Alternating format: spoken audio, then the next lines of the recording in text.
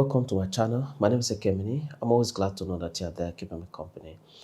This very edition discusses the issues of law surrounding the Anambra election, and in particular, I'm discussing what's the requirement of the law and what the candidate for the election must have before he can be declared the winner.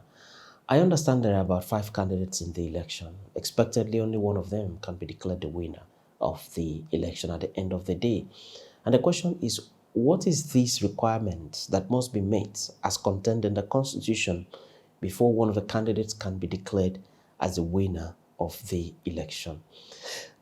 Now, that takes us directly to Section 179 of the Constitution. And it provides the criteria that must be satisfied, the conditions that must be satisfied before someone can be declared the winner of a governorship election in Anambra State. The first condition is that the person must have the highest number of lawful votes cast at the election. And that's very simple. So if there are, let's say, 1 million votes cast at the election, and the first candidate has 100,000 votes, the other one has 500,000 votes, the other one has 700, and the other one has 990 something votes. The man that has the highest number of votes has met the first requirement of the law, that he is having the highest number of lawful votes cast at the election. But there is another condition, and this very condition is a very critical one that all the candidates must have in mind as they go into the election.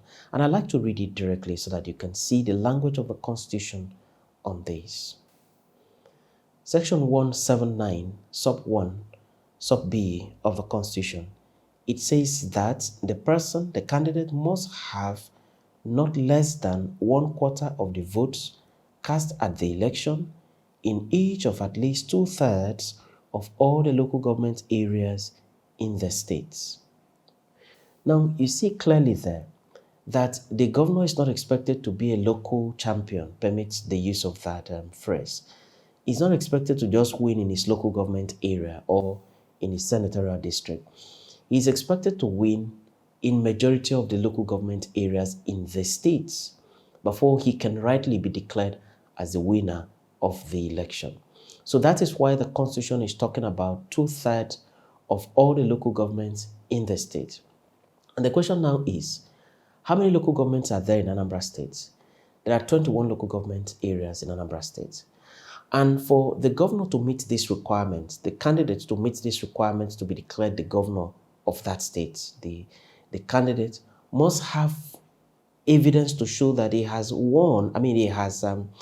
gotten a sizable number of votes in not less than 14 local government areas in Anambra State, because 14 is the 2/3 of 21. So the candidate must show that he has gotten a sizable number of votes in not less than 14 of the local government areas in Anambra State. The other condition is not in the Constitution. It is in INEC guidelines for general elections in Nigeria. And this has been interpreted upon by tribunals, interpreted upon by Court of Appeal, and also interpreted upon by the Constitution, thus giving validity to that condition brought into the system by INEC. INEC calls it margin of lead. So the margin of lead principle simply means that for a candidate to be declared as a winner of the governorship election, the votes upon which the candidate is leading must not be higher than the total number of cancelled votes. Sorry, must not be lower than the total number of cancelled votes. Explain that. Assuming you have 1,000 cancelled votes in all the polling units added together, you have 1,000 cancelled votes. And the candidate with the highest number of votes has 990 or 950, he has 950 as being his margin of lead above other candidates. It therefore means that what he is using to lead in the election is lower than the total number of cancelled votes in the election.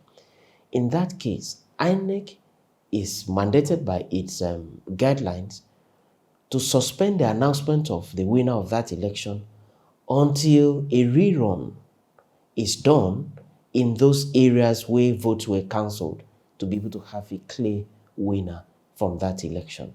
So you can see clearly that there are three basic criteria that must be satisfied by a candidate before he can be declared as the winner of the governorship election in Anambra State. One, must have majority of valid votes cast at the election. Number two, he must win, he must show evidence of having sizable number of votes in no less than 14 local governments out of the 21 local government areas in Anambra State.